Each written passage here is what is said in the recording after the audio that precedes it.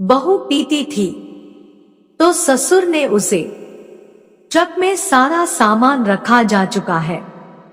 बेटा और बहू जाने के लिए अपनी कार की ओर बढ़ जाते हैं।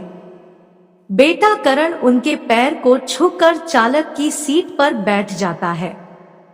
माता पिता उसके सर पर हाथ रखकर भरी मन से विदा करते हैं। बहू हाथ जोड़कर अपने पति के बगल में बैठ जाती है। कुछ देर में कार आंखों से ओझल हो जाती है। माँ सावित्री अपने चेहरे पर बह रहे आंसू को पोंछती है और पति के साथ धीरे धीरे कदमों से घर की ओर मुड़ जाती है। आज अपने दिल के टुकड़े करण को अपने से दूर जाते हुए देखकर सावित्री जी का मन भारी हो गया। इतने बड़े घर में अब वह दो ही शरीर रह गए हैं, सावित्री जी और उनके पति हरमन जी। उनकी आत्मा, उनकी जान, उनका लाल, उनका बेटा करण उनसे दूर चला गया है। अपने और अपने पति के लिए चाय बनाकर वह एक चाय का कप पति को देती है। हरमन जी का चेहरा जैसे कुछ पलों में मुरझा गया है। ऐसे लगता है वह गहरी सोच में है। क्या सोच रहे हो? सावित्री जी पूछती है। एक आह भरकर हरमन जी कहते हैं, क्या सोचा था, क्या हो गया है? हमने कितने लाड प्यार से बेटे को पाला है, उसकी हर इच्छा पूरी की। सोचा था कि जब बड़ा हो जाएगा तो हमारे बुढ़ापे का सहारा बनेगा, पर क्या पता था कि नियति को कुछ और ही मंजूर है। तुम्हें कितना चाव था कि करण बड़ा होगा तो उसकी शादी होगी, बहू घर में आएगी और बच्चों की किलकारियां और शोर से घर की दीवारें गूंज उठेगी। अब यह दीवारें सूनी हो गई, एकदम खामोश और वीरान, क्योंकि बेटे बहू ने अपनी अलग दुनिया बसा ली है। जब करण ने बताया कि वो अपनी सहपाठी को पसंद करता है तो माँ बाप ने बेटे की पसंद को अपना लिया और बहुत धूमधाम से करण की शादी उसके कॉलेज की सहपाठी से करा दी। सुनीता सुंदर है, बड़े घर की लड़की है। अत्यधिक लाड प्यार से पलने की वजह से उसके व्यवहार में अहंकार और आक्रोश भर गया है। सावित्री जी ने सोचा था कि बहू आएगी तो वह दोनों मिलकर खूब बातें करेंगे और घर का सब काम मिलजुल कर करेंगे, पर नहीं। सुनीता को रसोई से चिढ़ थी, रसोई के नाम से मुंह बना लेती। सावित्री का हाथ तो क्या बांटती, उसका गीला तौलिया तक तो करण सूखने को डालता है। सुनीता को ना रसोई ना घर के किसी काम में रुचि है। उसे तो क्लब और होटल में अपनी सहेलियों के साथ ताश खेलने का शौक है। हर दूसरे दिन उनके घर में पार्टी होती जिसमें मांस और शराब का सेवन होता। बस यही सब सुनीता को पसंद था। ऐसे नहीं कि उन्होंने सुनीता को नहीं समझाया, करण से भी बात की, पर सुनीता ने तो यहाँ तक कह दिया कि अगर उन्हें सब कुछ अच्छा नहीं लगता तो वो अलग हो जाते हैं। उन्हें उम्मीद थी कि उनका बेटा तो बहू को समझाएगा, पर वह जोरू का गुलाम ने सुनीता को समझाना तो दूर उसका साथ दिया।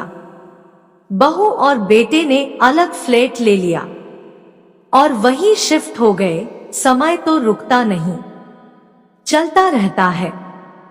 अब माँ बाप को भी बेटे के बिना रहने की आदत हो गई थी। सुनीता ने कुछ समय बाद एक प्यारी सी बेटी को जन्म दिया।